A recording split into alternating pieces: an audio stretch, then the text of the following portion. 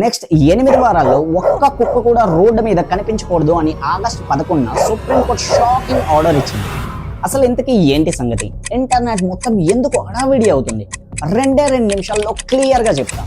ఇండియాలో ప్రతి గంటకి 60 మంది కుక్క కాట్లకు గురి అవుతున్నారు. సంవత్సరానికి చూసుకుంటే 37 లక్షల మంది, అందులో 20,000 మంది ర్యాబిస్ కారణంగా చనిపోతున్నారు కూడా.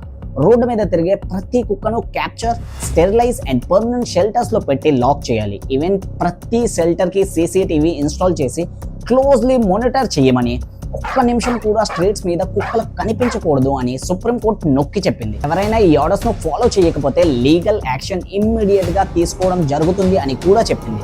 కానీ ఇక్కడ ఒక పెద్ద కాంట్రవర్సీ క్వశ్చన్ అయితే రేజ్ అవుతుంది.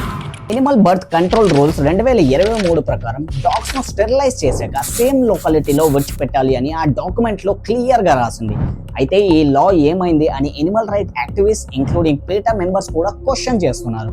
ఈ move scientifically wrong, practically impossible అని, ఎనిమల్స్ మీద ఇంత హార్ష్ గా ఉండకూడదు అని క్రిటిసైజ్ చేస్తున్నారు. ఈ క్రిటిసైజ్ కు సుప్రీంకోర్టు స్ట్రాంగ్లీ ఆన్సర్ కూడా ఇచ్చింది.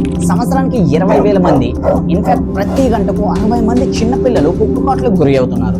అయితే ఈ చనిపోయిన ప్రాణాలు మీరు తిరిగి తెస్తారా అని యాక్టివిస్ట్ ను తిరిగి కౌంటర్ క్వశ్చన్ అయితే చేసింది.